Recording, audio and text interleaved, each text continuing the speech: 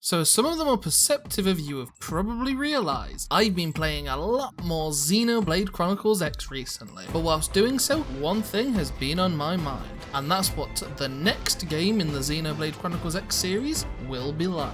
In this video, I'm going to be discussing my ideas and predictions for what a Xenoblade Chronicles X sequel will probably look like, as well as talking about some changes or gameplay mechanics that I'd also like to see in the next game. Spoiler warning though for Xenoblade Chronicles X. If you're playing through the game currently, or are watching the story for the first time through my streams, then just be warned that I will be discussing spoilers and the ending of Xenoblade Chronicles X in this video. So you have been warned. But with all that out of the way, let's jump right into the video. So I'm going to be discussing quite a few gameplay elements throughout this video. Everything will be split up though into chapters in the video description. So if you only want to watch certain parts of the video and listen to certain bits, then feel free to skip to the bits that you're most interested in. Starting off this video though, I want to discuss the world and the setting of Xenoblade Chronicles X2. And this might seem like a really silly thing to discuss because it's probably going to be based in Mira, and I agree with you, but we've got to remember that Mira is an entire planet, and New LA just happened to land on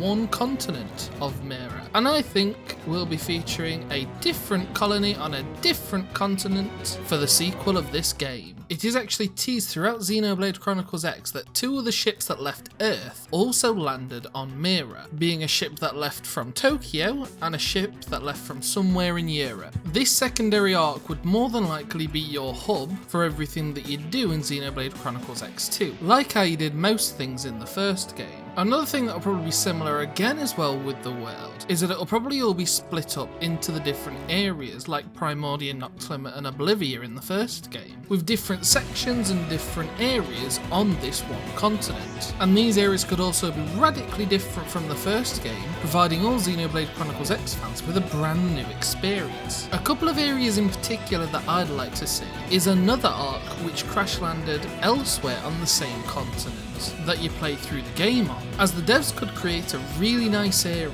which has a long line of destruction, which is where the arc clearly crash landed, and being able to explore this deserted city with all of its residents dead could create a really eerie feeling and hit home the feeling that they were going for in Xenoblade Chronicles X, being that you're actually on an alien planet fighting for your own survival. And the other area will probably be another place like Koldros, except this time the entire area is filled with tainted monsters. And this area will have probably quite an important role throughout the story, which leads us on nicely to the plot of the game. The game will likely start around the end of the first game, probably to the point where the first or second chapter features the Lifehold coming back online, notifying you that there are other arcs out there, specifically New LA. And this means that the main driving force of the game isn't going to be finding and discovering the Lifehold, but more than likely searching for the other surviving arcs to allow you to start to rebuild Earth to a certain extent. And throughout this search for other human life, you and your party just happen to stumble upon a human passed out on the beach. That's right, I'm talking about Lao, and specifically the end scene at the end of Xenoblade Chronicles X. Now this is assuming that this man, dubbed the Black Knight by the Xenoblade Chronicles X community, is a friendly and is a resident of Blade on this new arc. But we're going to talk about the characters of this game a little bit later. Lao likely will have quite a crucial part in this game, and have quite an interesting redemption arc as he tries to redeem himself through his actions in the previous game. He in particular would be able to give lots of knowledge and information about the events that occurred at New LA, and share information to get the new cast of characters up to speed on the events of the previous game, like discovering the Lifehold and taking out the Ganglion leader. In short then, after this point in the game, the party's objective will be exploring this new section of Mira, while searching and trying to locate any other surviving arcs. But of course, this won't go simply, as we'll then be introduced to the main enemies and villains that we'll be facing throughout this game, which I think is going to be the Tainted. This will be a nice link as well back to the previous game, as Lao has already encountered the Tainted, and will also therefore have a bit of knowledge about them. Don't get me wrong though, the Prone and Ganglion are probably going to still be in this game and be villains throughout the game. However, due to Luxar's death at the end of Xenoblade Chronicles X, I don't think they'll be the main villains, and more be side enemies that we have to try and take out and defeat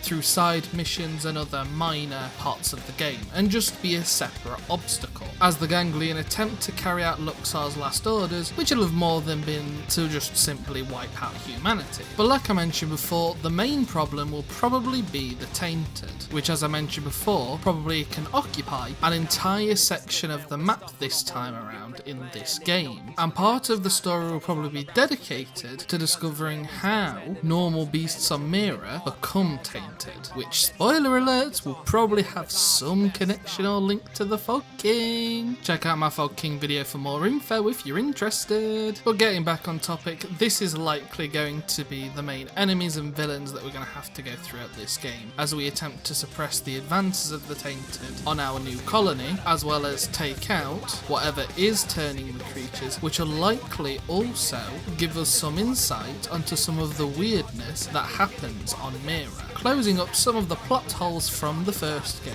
and it could then even potentially link the X timeline to the main timeline of the Xenoblade Chronicles series. But if we're really going to be facing the creator of the Tainted, then we're going to need some strong heroes. So let's talk about the characters of this game. In terms of the MC for this game, Monolith Soft can go one of two directions. One way is giving us a predetermined main character, like in the other Xenoblade Chronicles games, or sticking with the X style, they can give us a character creation tool. If they were going to go with a predetermined MC, then I think the likely choice is actually playing as the Black Knight, who of course would have an actual name in this game. It is therefore you who discovers Lao's unconscious body on the beach, and it's also you who takes him back to your arc. I also personally believe that the Black Knight is the hero of this arc where he's currently residing, as at the beginning of Xenoblade Chronicles X, as they're fleeing from the second attack of the Ganglion, Lynn states that they were saved by a lone hero, which suggests they don't know the identity of the man piloting this skull. And my prediction on this is probably wrong, but it'd be a neat connection if the Black Knight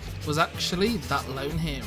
This direction, however, could have problems, as the Black Knight clearly already has a skull, and therefore it wouldn't make sense narratively to not start off the game with a skull, which is more than likely going to be something unlockable later in the game all over again. Which is why I think it's likely that we're going to get Cross 2.0 and be able to make our MC all over again. And personally, I'd prefer this direction, as it then really makes the Chronicles X series that little bit more unique compared to the main series. For those of you, however, who would want to see the previous cast return, then in terms of my predictions, I'd say don't worry. Even though they may not be playable, Elmer and Lynn are likely to make an appearance some point through the game, as we more than likely will just randomly run into each other. However, Cross 1.0 probably won't be anywhere to be seen, as narratively it's a bit difficult to write him into the story, so they'll probably just use some excuse like he's off doing a different mission with some of the other party members that you can recruit through Xenoblade Chronicles X, and likely even make a joke that Cross 2.0 looks similar and reminds them too of Cross 1.0. And finally, let's discuss some of the gameplay elements in this game that I personally would just like to see. So this isn't so much as my predictions of just things that I just would love to see in the next game. One thing I want to see done differently is the introduction of skells. Skells are really cool in Xenoblade Chronicles X, but at the same time I feel they're really underutilized, with the only way of being able to acquire and obtain new skells through just buying them at the manufacturers. And to me, that's just a little bit boring. You see all of these really cool skells from all of the other enemies flying around in Xenoblade Chronicles X, but you can never even use them. However, in this game, I'd like to be able to find and discover wrecked skells on the ground. similar to the treasure mechanic from the first game. And it's through discovering all of these skell wreckages that we're able to manufacture and create different types of skells, including alien skells. Not all skell designs will be unlocked this way, as it'll still be fine to have the basic ones that we start off in Xenoblade Chronicles X with still be able to just simply be manufactured and bought like in the first game. However, being able to discover these wreckages can give the players, and especially the long-term endgame players, a side objective to focus on and discover all of the really cool and amazing skells that you can get and equip. And with this, it'd also be neat if they also had their own unique weapons or potentially unique ability / passive for that skell to give you even more reason to use them. Another aspect of the first game that I want to see implemented differently is the weather mechanic. In Xenoblade Chronicles X, it's just plain annoying, with each different type of weather granting a wide range of different buffs and debuffs, meaning you've got to be very aware of your surroundings and what arts and enemies you're fighting,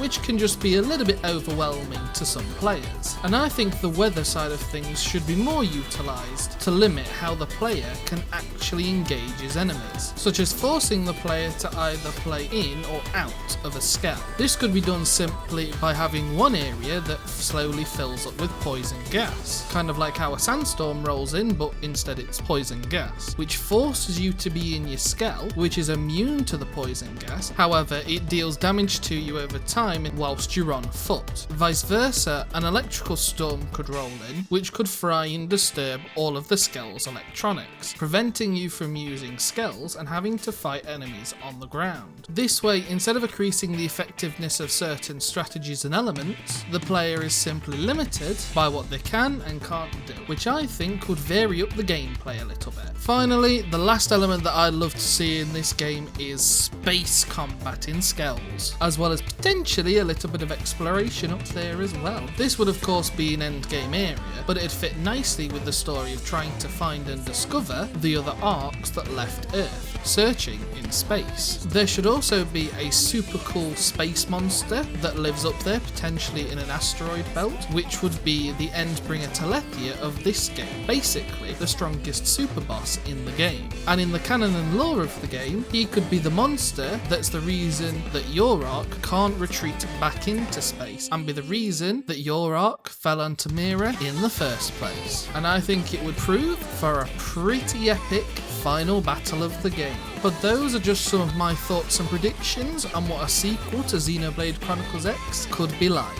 Please keep in mind that this video is primarily my own opinion, and so if you disagree and have your own ideas of what Xenoblade Chronicles X2 could be like, then leave them in the comments, as it'll be interesting to know what all of you think as well. Also, apologies for the lack of videos recently. I was just taking a short break to recuperate myself, and now I'm going to make sure to give you a regular flow of Xenoblade videos all over again. So if you have enjoyed this content and want to stay up to date with all the latest Xenoblade Chronicles news, make sure to smash that subscription button, as we're currently super close to 500 subs, and via the upload of this video we might have already hit it. But until next time guys, see ya!